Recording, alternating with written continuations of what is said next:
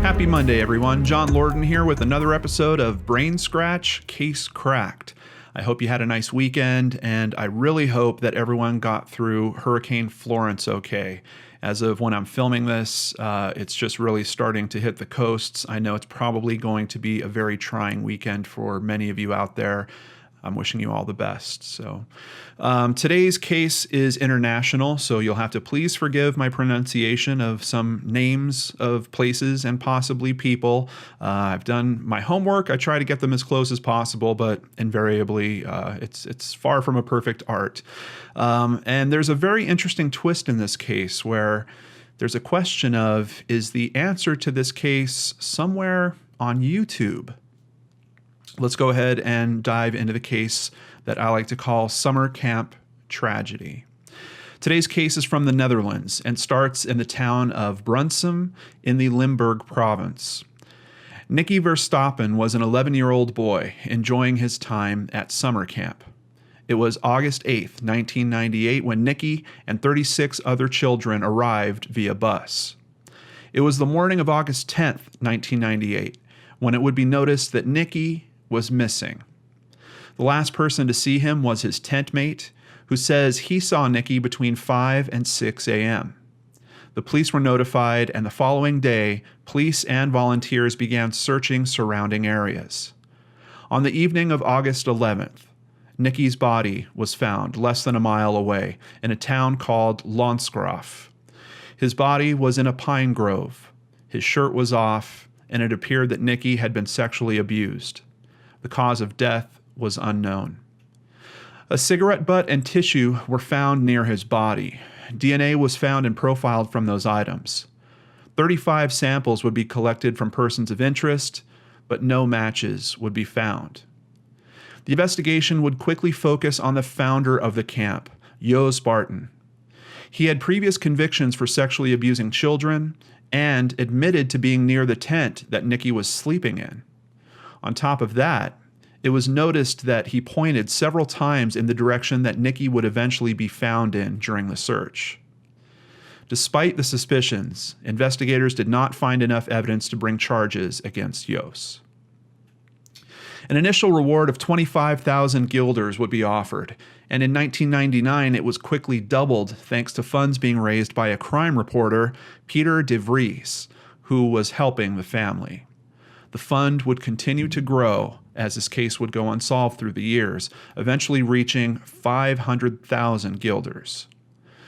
By November, with no leads left to look into, the investigation team was dissolved. A new team would review the case again in late 2000, but by mid-2001, they would also move on. A monument was erected in Nicky's memory, close to where he was found. The monument would get some undesirable attention in 2005 through 2006 and give investigators a new direction to look in. At least 7 anonymous letters were left on the monument, claiming responsibility for killing Nicky. Police would arrest a 36-year-old man, also from Lonsgraaf, the same town Nicky was found in, on suspicion of writing the letters, but they released him a few weeks later. About 10 months after that same man was arrested again for vandalizing the monument. He served 3 months. The monument would be vandalized 2 more times, once in April of 2008 and August of 2013, 15 years after the murder. In 2010, a new source of DNA had been discovered from Nicky's clothing. Police collected DNA from 80 more men. None matched. They wondered about Jos Barton, but he died in 2003. His remains were exhumed so they could get a sample of his DNA. It also did not match. Almost 20 years after the crime, authorities would take a drastic step in an effort to solve this case. Over 20,000 men from the Limburg province were asked to submit their DNA so the killer could be found. This is the largest DNA collection effort in Dutch history. Within several months, over 14,000 samples were collected. If the killer was still living in the area, would he really submit his DNA for this effort? Knowing that an effort of this size and scale was going on, do you think that he'd even be comfortable staying in that area? In April of 2018, a YouTuber named Oakleaf NL would be reported missing by his family. The about page of his YouTube profile states, "Hey all out there, in very short, something about me. Except of loving being outdoors, and I like wild camping very much, I'm also a Boy Scout master and a fanatic geocacher. Another hobby is photography. Mostly nature is my model here. Yet another hobby is botanic with a special interest in the wild edibles." With over 2,000 subscribers and 500,000 views, his channel focuses on life outdoors and exploring. His two main shows are his walking series and urban exploring. His most popular videos are about creating shelters and setting up tents, primarily in the wild, but he also features segments on how to find food and survive out in the forest. After the announcement of the DNA collection, he told his family that he was going on a hiking trip in France and that he'd submit his DNA when he came back. But he never came back. His family did submit their DNA, and through familial matches, authorities knew they were headed in the right direction. They searched his home and were able to get a solid DNA sample of his. They had finally found their exact match. On August 22, 2018, police asked for the public's help finding Oakleaf NL, whose real name is Jos Breck. He was placed on the national wanted list, and a European arrest warrant was also issued. A Dutchman living in Spain called in a tip, saying he had spoken to Jos several times, the latest in July. Quote, "He'd been living in a tent in the woods, close to a house that several people have visited for years.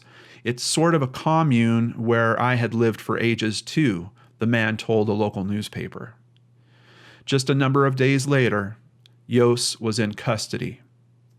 Jos was also seen near the campgrounds back in 1998 and was even questioned a few days after the incident. Investigators concluded he was just a passerby and wasn't involved in the murder. He was arrested in Spain as he was out collecting firewood and extradited back to the Netherlands on September 6th. He's currently facing charges of sexual assault, kidnapping, and murder. So, case cracked, right? Well, maybe not. As of this recording, Jos has made no statements about his innocence or his guilt. A defense lawyer has spoken publicly, talking about taking on Jos's case because from what he understands, there was other people's DNA also found on Nikki's clothes as well. On top of all this, we have a bit of a bizarre twist in this story. A model named Frank is furious because an advertisement that he was featured in is not going to be circulated. The men's fashion company has been tweeting that Frank looks too much like Jos Breck, so they're not going to use the ad. Frank states he's looking into getting a lawyer because the company has damaged his reputation as a model by stating this. So, interesting case. I really felt like it was a case cracked until I hit that last piece of my research where I bumped into what that lawyer was saying. Unfortunately, I found no good source of information for is what that defense attorney saying actually true or not. It doesn't seem like authorities are commenting on that. And it does raise some questions if, I guess I would expect there to be other people's DNA, but they would probably be people that they could rule out. For example, he's sharing a tent with another camper. I'd be very surprised if there wasn't some transference where maybe some of that camper's DNA could have wound up on Nikki as well. People that Nikki was interacting with, camp counselors, other staff members, other kids there. I'd be very, very surprised if there wasn't traces of other people's DNA. I think it would be very interesting to know, and unfortunately we don't know this right now, was Jos's DNA unique in terms of it being someone that was not part of the regular camping group? And that's what was found on Nikki.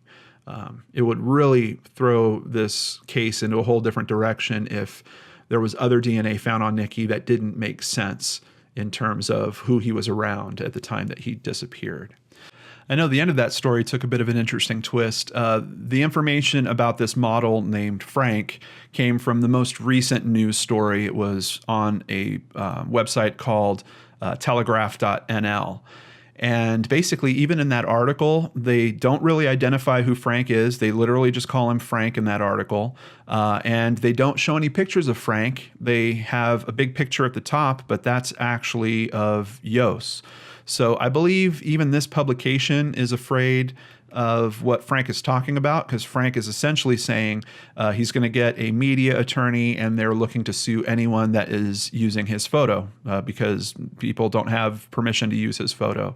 I'm pretty sure with fair use, I could probably show it, but I don't feel totally comfortable about it. I did find a tweet that has a picture of Jos Brecht and Frank side by side. The tweet has been deleted, but I found a cached copy of it through Google, and it's pretty striking. Now, I believe if you go to the company that he's complaining about, which is a company called, I think it's Jack Henson, JACHENSEN.NL.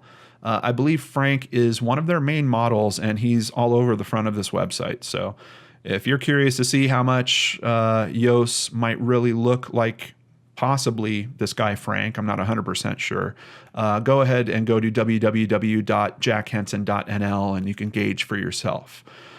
My opinion, that side-by-side shot that I found, the tweet that was deleted, wow, like striking. Like you could easily think that it was actually the same guy. And, you know, Frank's comments are, how many people look like this guy? Now everyone has to have their career damaged because they happen to look like this guy. It does kind of suck. I really get that. It's kind of unfortunate. And I don't think that going after the people that are pointing it out is really going to help all that much, particularly with a story this big. I mean, this is a story that captivated that area for decades. Everyone wants to see what happens with this guy, and we're not even into the trial yet. So the media exposure around Yos's image has only begun. So I do think it's going to be tough times on Frank, unfortunately, but kind of a bizarre twist to this whole thing. If anything really strange happens in terms of the trial or information around that, I'll be sure to keep you guys updated here on the channel.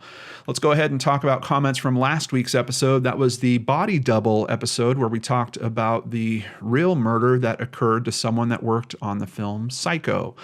Let's start with MDC UFC, who says, happy second birthday, Case Cracked. Keep up with the superb content, John. Thank you so much. I didn't mention it in the actual episode. I have a little appointment reminder that pops up to remind me when the birthdays of the shows come up. So unfortunately, it came up after I filmed that episode. But it feels pretty good to hit 2 years of Case Cracked. And in particular, because this year, I feel like I found my groove with it. It's just, since I've scaled back to 3 shows a week, I really feel like I'm able to give it the proper attention and time that the research requires, and it just feels really good. I really enjoy this show. I really enjoy that these stories have some form of conclusion, that we're seeing justice arrive in these cases. I mean, especially like this case today.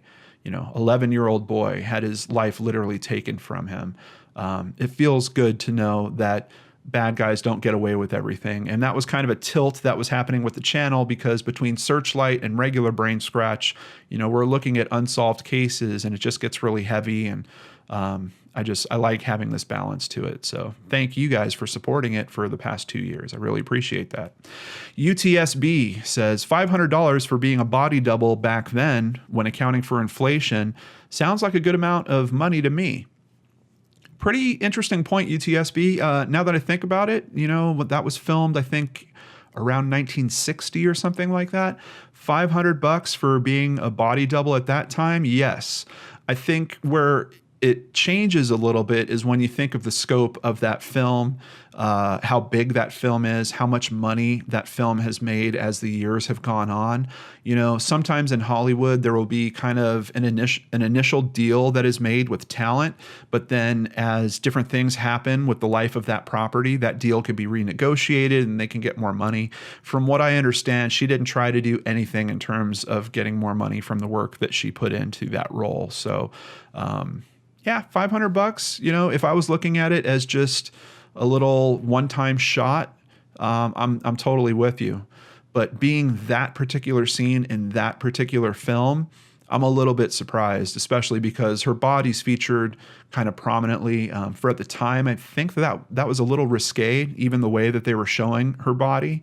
And there was also this bizarre secret that I really didn't touch on in the episode where Hitchcock and Janet Leigh were basically going around to the press saying that it was all Janet Leigh, that there was no body double. And I think there's even a question of if Janet knew that a body double was actually used or not.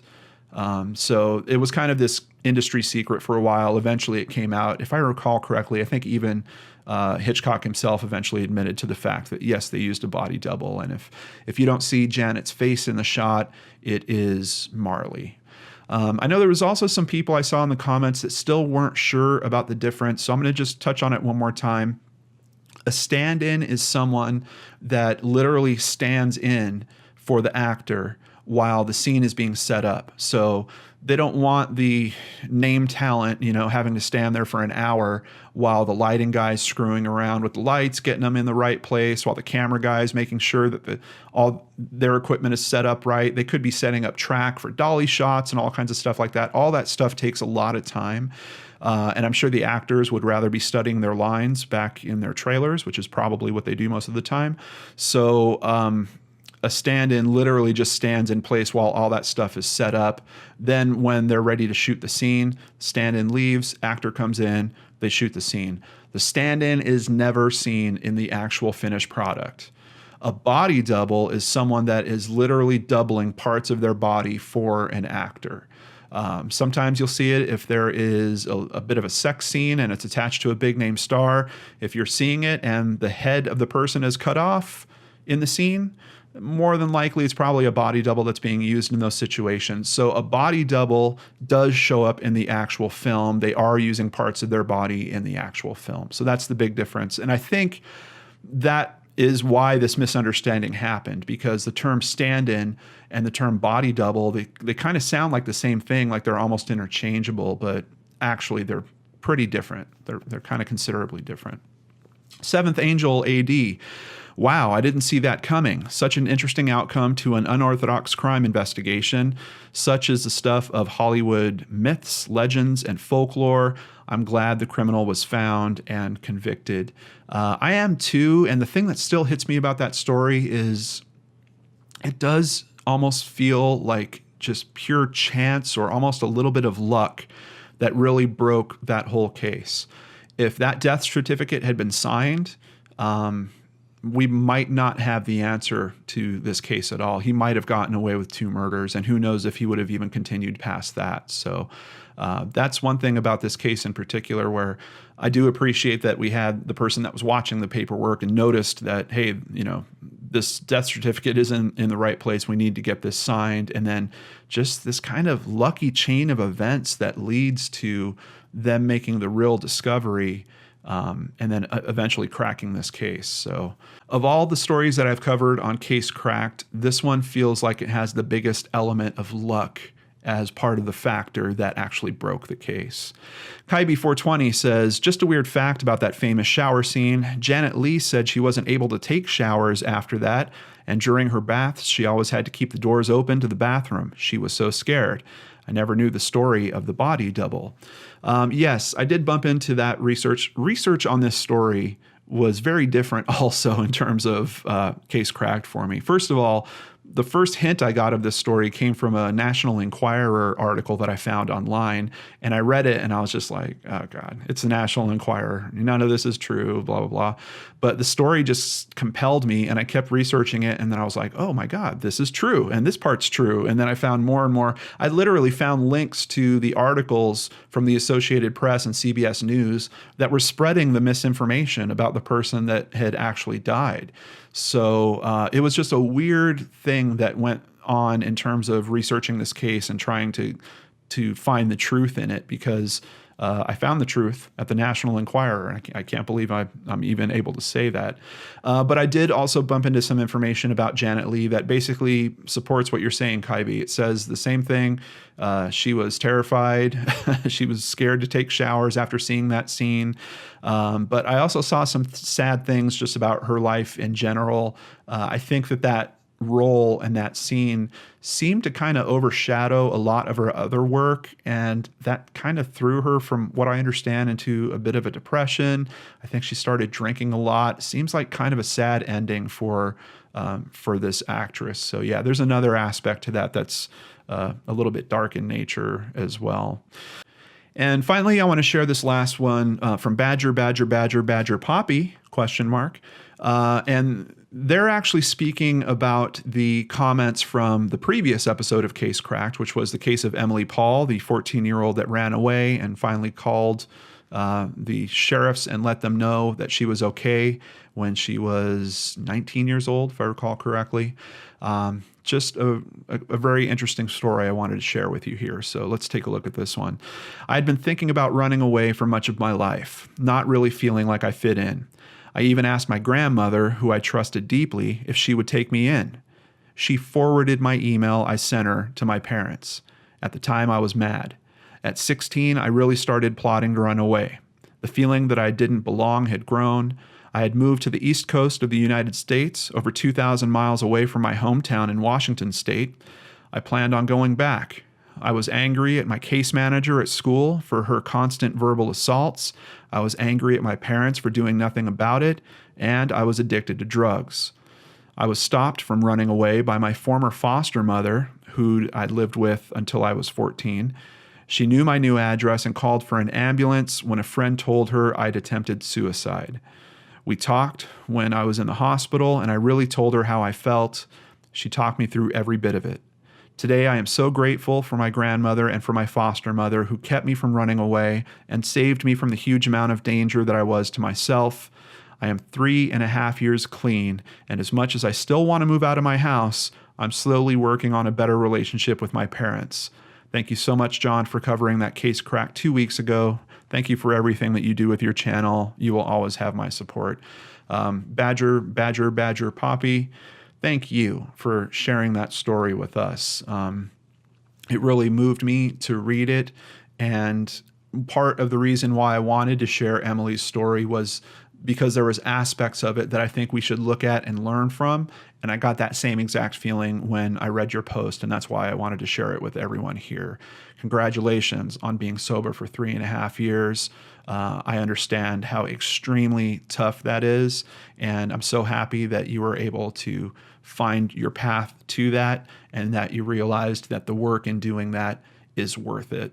And I hope that your life keeps opening up in the way that you've seen so far. And I really have faith that if you want that better relationship with your parents, it's only a matter of work and understanding, and you can have everything. You could have it all, and also get moved out whenever you're ready for that. So thank you so much for sharing that with us. Thank you for being here for this video. I appreciate each and every one of you out there. Take care, and I'll see you back here on Wednesday with a brand new Brain Scratch Searchlight.